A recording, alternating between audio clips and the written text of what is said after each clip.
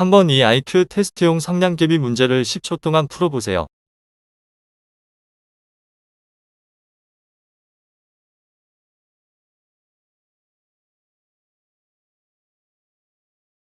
자, 답을 보여드리겠습니다. 못 푼 사람들도 있지만 푼 사람들도 있을 텐데요. 그렇다면 IQ 테스트에서 당신은 IQ 140 이상의 점수를 맞을 수 있을 겁니다. 그러나 만약 당신이 정말로 똑똑한 사람이라면 한 가지 의문점이 생길 것입니다. 과연 IQ 테스트가 우리의 지능을 측정하는 데 적합한 도구인가? 입니다. 그래서 오늘 이 궁금점을 해결한 한 사람과 그의 책을 소개하려 합니다. 오늘날 우리는 너무나도 한정된 지식에 집중되어 있는 것 같습니다. 어떤 분야에서 성공하기 위해서는 언어 지능이나 논리 수학 지능만이 영향을 주는 게 아님에도 불구하고 두 지능만 지나치게 강조하고 다른 지능을 등한시하는 경향이 있습니다. 또한 전통적인 지능 검사가 논리 수학 지능, 언어 지능, 공간 지능만 측정하고 다른 지능은 측정하지 않는다는 점도 그렇습니다. 미국 하버드대 심리학 교수인 하워드 가드너. 그는 이러한 모습에 강하게 반대했고 따라서 한 가지 이론을 만들었습니다. 다름 아닌 다중지능 이론입니다. 그리고 그러한 이론을 만든 후 10년 뒤 그의 생각을 수정해 출판한 것이 오늘 소개할 책입니다. 바로 하워드 가드너 심리학 총서 1권입니다.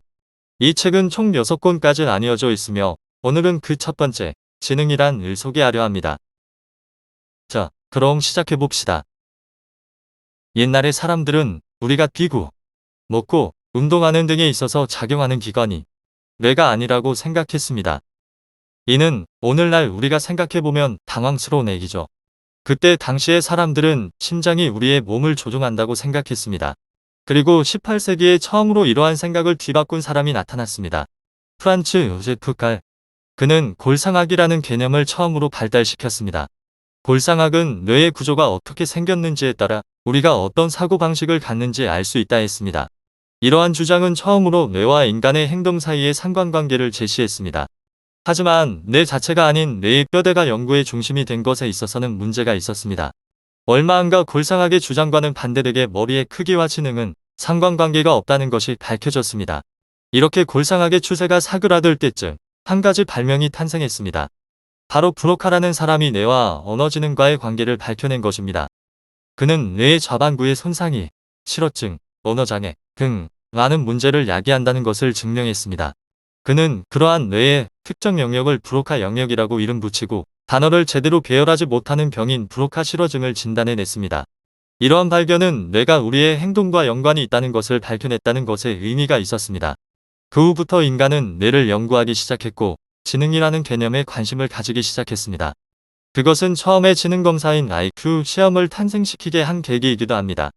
이러한 지능검사는 처음에는 수업을 따라오지 못하는 전응아를 구별하기 위해 만들어졌지만 당시 학교, 군대, 산업조직 내의 인력 배치 등의 중요성의 증가로 의해 유명해졌습니다. 하지만 이런 IQ 테스트는 학업 외의 사회, 경제적 맥락과 같은 요인을 고려하지 못했습니다. 그리고 시간이 지남에 따라 IQ 테스트가 우리의 지능을 측정하는 데 적합한 도구인가 등의 의혹이 짙어져 갔습니다. 이 문제는 후에 하워드 가드너의 다중지능 부분에서 설명될 것입니다. 하지만 하워드 가드너 말고도 이러한 IQ 테스트의 문제를 보고 지능에 대한 새로운 이론을 만든 사람이 또 있었는데 그의 이름은 피아제였습니다. 피아제는 피아제 인지발달단계론이라는 이론을 발달시켰습니다. 인지발달단계론은 총 4가지 단계로 나뉘어져 있는데 바로 감각운동 단계, 전조작기 단계, 구체적 조작기 단계, 그리고 형식적 조작기 단계입니다. 먼저 감각운동 단계부터 알아보도록 합시다. 감각운동 단계는 대부분 생후 1에서 2년까지 일어나는 단계입니다. 이 나이대의 아동들은 처음에는 반사작용, 감각인지, 그리고 신체 활동을 통해 세상을 이해합니다. 그리고 물체가 보이지 않을 때도 물체가 공간과 시간 안에 지속적으로 존재한다는 것을 이해합니다. 다음은 전조작기 단계입니다. 이 단계는 두네 살까지 발생하는 단계입니다. 전조작기 단계에서는 언어가 급격히 발달하고 사고를 하기 시작합니다. 예를 들어 아이가 한 지역을 갔다가 돌아오기 위해 아이는 단순히 갔던 길을 되돌리기만 하면 될 것입니다. 다음은 구체적 조작기 단계입니다. 이 단계는 7-11살까지 발생하는 단계입니다. 이 단계에서는 추상적인 사고가 가능해집니다. 예를 들어 이러한 단계에 있는 아이들에게 만약 불이 나면 손수건으로 입을 막아야 해라고 말하면 그러한 이들은 자기가 실제로 화재 상황에 있는 것처럼 생각하게 됩니다. 마지막은 형식적 조작기 단계입니다. 이 단계는 11살 후로 쭉 발생하는 단계입니다. 이 단계에서는 아이들은 가설을 세우고 그러한 가설을 증명합니다. 예를 들어 아이들은 만약 내가 자전거 기어를 올리면 다리에 힘이 더 들 거야 라고 가설을 세우고 이러한 가설을 직접 자전거를 타면서 기어를 높임으로써 확인해 봅니다. 이렇게 피아제는 지능이란 것을 4가지 단계로 나누고 지능을 그 단계 동안 발달되는 사고와 능력이라고 정의했습니다.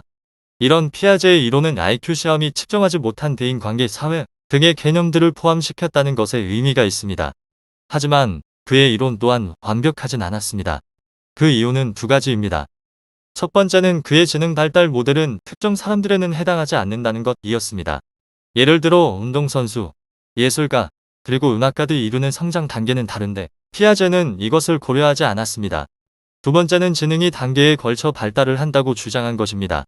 많은 연구는 피아제의 주장과는 다르게 지능이 점진적으로 점점 생겨난다는 것을 증명했습니다.